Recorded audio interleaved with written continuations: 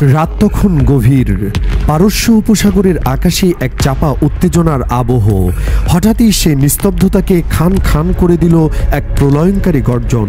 কাতারের আকাশ কেঁপে উঠল এক অজানা আতঙ্কে, আর সেই কম্পনের রেশ কাটতে না কাটতেই দোহা শহরের বুকে আছড়ে পড়ল বিকট এক বিস্ফোরণের শব্দ।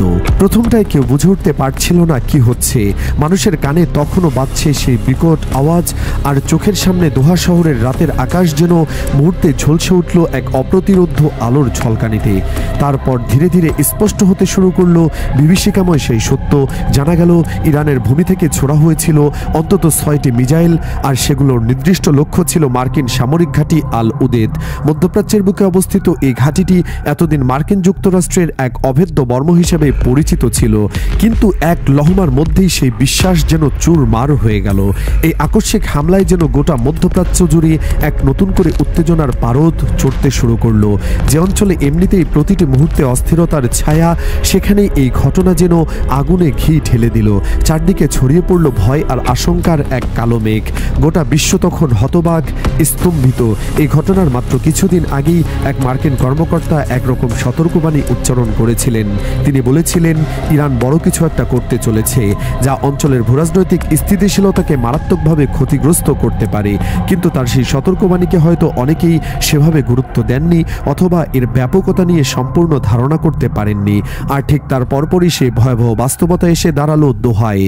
যে শহরকে এতদিন মার্কিন সামরিক উপস্থিতির কারণে আপাতত নিরাপদ বলে মনে করা হতো, সেই শহরের বুকে ঘটল এমন এক অপ্রত্যাশিত হামলা। নিরাপত্তার স্থিতিশীলতার সেই ধারণা ভেঙে খান খান হয়ে গেল নিমেষেই। তবে এই উত্তেজনার সূত্রপাত যে কেবল এই একটি ঘটনার হাত ধরে তা কিন্তু নয়, এর শেকড় আরো গভীরে প্রোথিত, যা তাকালে স্পষ্ট হয়ে ওঠে। ইতিহাসের পাতায় আমরা দেখব এই সংঘাতের সূচনা আরো অনেক আগেই হয়েছিল। ঠিক 13 জুন যখন ইসরায়েল সরাসরি হামলা চালিয়েছিল ইরানের পরমাণু স্থাপনাগুলোতে, তখনই মধ্যপ্রাচ্যের আকাশে অশনি সংকেত দেখা দিয়েছিল। ইসরায়েলের এই দুঃসাহসিক অভিযান ইরানের জন্য এক চরম অপমান এবং তাদের সার্বভৌমত্বের উপর এক সরাসরি আঘাত হিসেবে বিবেচিত হয়েছিল। সে সময় যুক্তরাষ্ট্র এই পুরো ঘটনায় নীরব দর্শক হয়েছিল। তাদের নীরবতা নিয়ে নানা মহলে প্রশ্ন উঠলেও তারা সরাসরি কোনো পক্ষ নেয়নি। কিন্তু সেই নীরবতা ভেঙে গিয়েছিল এক রোববারের গভীর রাতে। হঠাৎ করে যুক্তরাষ্ট্র তার সম্পূর্ণ অবস্থান পাল্টে ফেলল। তারা নামিয়ে আনলো তাদের সবচেয়ে বিধ্বংসী অস্ত্রগুলোর মধ্যে অন্যতম বাংকার ব্লাস্টার বোমা।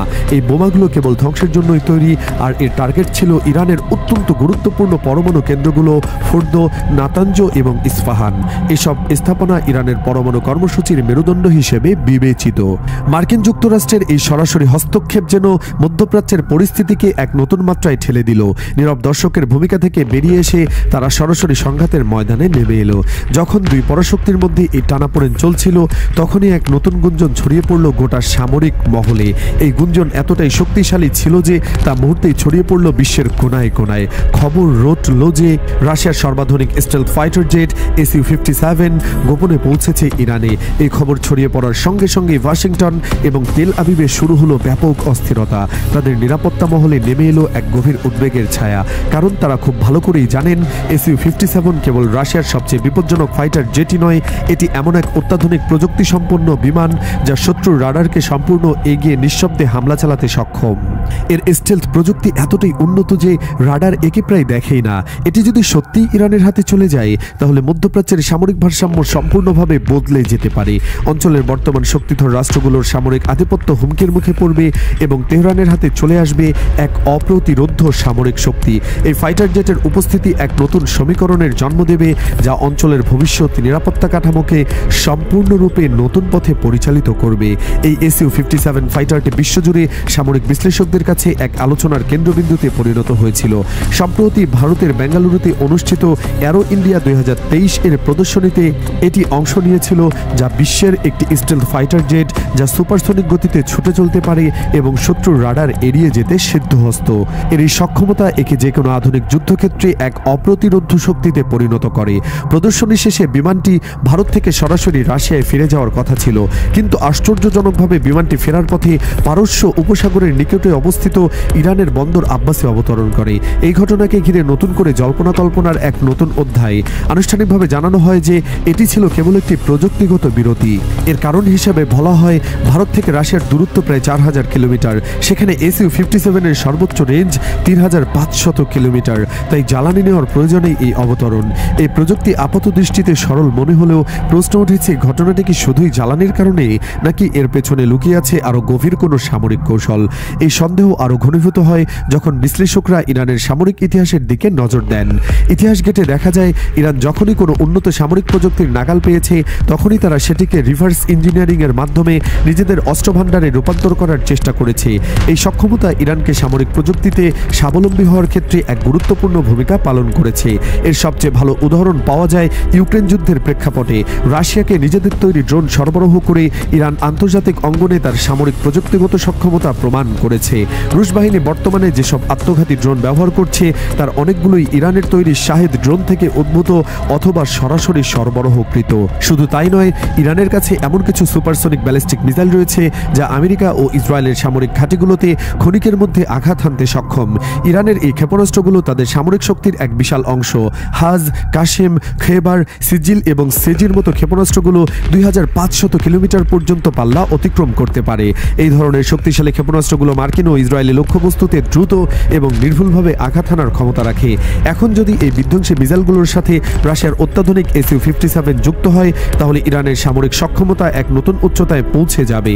এটি কেবল এই অঞ্চলের সামরিক ভারসাম্যতাকে বদলে দেবে না, বরং ইরানকে এক নতুন সামরিক পরাশক্তিতে পরিণত করবে। রাশিয়ার SU-57 ফাইটার জেটটির সবচেয়ে বড় শক্তি হলো এটি পঞ্চম প্রজন্মের মাল্টিরোল স্টিলথ ফাইটার। অ্যারোডাইনামিক ডিজাইন এবং অত্যাধুনিক স্টিলথ প্রযুক্তি একে নতুন রাডার থেকে আড়াল করে রাখে। এর সুনির্দিষ্ট আকৃতি এবং উন্নত রাডার শোষণকারী উপাদান একে প্রায় অদৃশ্য করে তোলে। এছাড়া এর উন্নত সেন্সর ফিউশন সিস্টেম বিমানটিকে আরও কার্যকরী করে তোলে। এই সিস্টেম বিভিন্ন সেন্সর থেকে পাওয়া তথ্যকে একত্রিত করে পাইলটকে একীভূত ও নির্ভুল চিত্র প্রদান করে, যা তাকে সিদ্ধান্ত গ্রহণের সুবিধা দেয়। SU-57 এর আরেকটি গুরুত্বপূর্ণ বৈশিষ্ট্য হলো এটি শত্রুর আকাশসীমায় প্রবেশ না করেও দূরপাল্লার মিসাইল লঞ্চ করতে সক্ষম। এর মানে হলো এটি নিরাপদ দূরত্ব থেকে শত্রুর লক্ষ্যবস্তুতে আঘাত হানতে পারে, যার ফলে পাইলটের ঝুঁকি কমে যায়। এটি একসঙ্গে একাধিক শত্রুর মোকাবেলা করতে দক্ষ। এর উচ্চতর ম্যানুভারেবিলিটি এবং অত্যাধুনিক অস্ত্র ব্যবস্থা একে যে কোনো পরিস্থিতিতে জয়ী হওয়ার দক্ষতা দেয়।